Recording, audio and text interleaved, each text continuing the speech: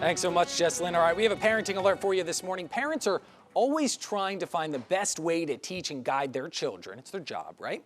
Now, we know that research shows parents who are more engaged help children build cognitive and emotional skills. Because of that, joining us and our ABC7 family this morning are co-founders of Family Initiative. We have David Brown and Anjali Van Dree to talk more about this issue. So first off, welcome into our brand new ABC7 studio. Good morning. It is beautiful in here. Yeah, it's great to be here. And we did one interview, I remember months ago. We were virtual, so of course now we're back in person. It's fantastic. Which I think everybody loves. Yes. And talk to me a little bit more about this study, and then also, as I guess a lot of people like myself can relate to, parents maybe micromanaging their kids, especially over the past year and a half. Yeah, and really this study, what I find fascinating is we focus on children that have parents that are often engaged in a way that maybe they're asking questions or maybe they're giving coaching or instructing with their kids, even when their children are probably on task. And so what we begin to see with kids is that sometimes this leads to dysregulation in relationship to behavior and their emotions in other moments is what we see. In addition, I think some of the challenges that we also see in these kids is that there are struggles in relationship to their ability to make decisions and manage their behavior. Anjali, so what should parents maybe do? I know it's hard to tell a parent, hey, take a step back. Don't be so involved with my children, their schoolwork, everything that's going on, especially during a global pandemic when maybe you need to be a little bit more hands-on. But now that we're over a year and a half past that date, what should parents really be doing now? Yeah, so what's great about the studies that shows that there are times that parents can be more involved, but that's basically following our kids' lead. So when they need the help or when they're off task, we can absolutely redirect them back. But when kids are focused and doing their thing, let them do their thing and let them kind of figure it out a little bit before we jump in. I feel this about the micromanaging part. Take a minute, take a breath, and wait to see if they need us or not. I was going to say, I mean, and this isn't just for students that are, children that are still in school. Like I had mentioned, I mean, I'm out of school for quite a number of years. My mother calls me 4 times a day to discuss who even knows what's going on in my life, her neighbor's life, and all the above. But why? Why is it so important that parents recognize this, understand this, and really kind of start to implement this into their daily lives? Yeah, and so I think what we see is when sometimes parents are too directly engaged on a regular basis, really what we begin to see is that if we're not following children's lead in relationship to what they want to do, these really begin to give us challenges in relationship to some of their regulation stuff that they need to have to grow and their ability to form healthy relationships with other people. And I think the single biggest thing is independence. At some point, we want them to be able to engage with other folks out in the community and be successful.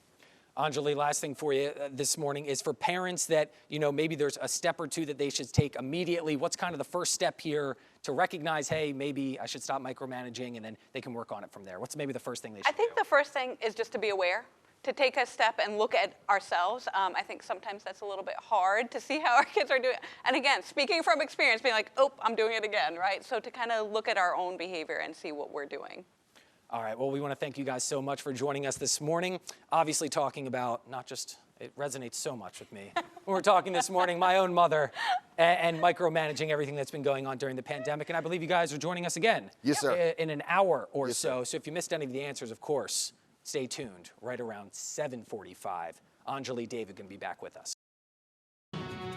Thanks so much, Jesslyn. Well, probably safe to say parents are always trying to find the best way to teach and guide their children, especially during and through a global pandemic. And we know that research shows parents who are more engaged help children build cognitive and emotional skills. So joining us this morning in our ABC7 family, co-founders of Family Initiative, we have David Brown and Anjali Van Dree to talk more about this issue. So first and foremost, I know we talked with you guys in the 6 o'clock hour. Feels good to be back.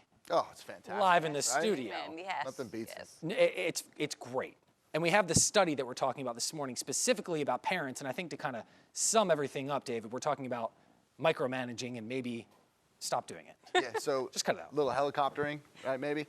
So really what we see in the study, which I think is intriguing and interesting to us, is that children of parents that tend to, I don't know, maybe ask questions, maybe give, a lot of guidance, instruction, even when their kids are appropriately on task, those kids begin to show us that they struggle to regulate behaviorally and emotionally in other environments and other settings, right? So that's kind of a key thing that we're seeing there about their ability to thrive.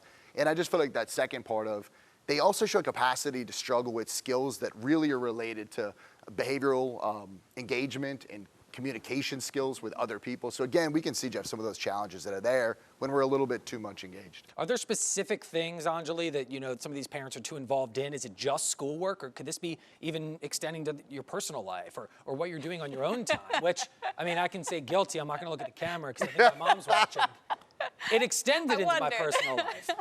Yeah, so what the study actually shows is, it's okay for parents to guide and help and coach kids, but like David said, not when they're on task doing something kind of focused and working it out. Really, when kids are asking for help or are struggling a little bit, absolutely we want parents to jump in and redirect, but to just follow their lead. So kind of wait and see if they need our help before we jump in. David, I'll direct this to you just because, I mean, I laugh all the time and say, oh, my mother's too involved, this and that. But, for a lot of parents, they might push the study aside and say, well, this is my kid. I'm going to be doing this regardless because I want to make sure that they're on track with what they're doing. But how important is it for parents to at least recognize that what's going on, is important, the study is important, and what they're doing is maybe something that they should take baby steps to kind of take back and give your kids more freedom? Yeah, and I think that's the secret here is we see that families and particularly maybe some parents that are really directly involved a lot, that really begins to inhibit our kids' ability to thrive, gain independence. They need to begin to build capacity to regulate themselves and to build healthy relationships with other people. So if we're kind of always on top of them, they're really going to struggle to do that.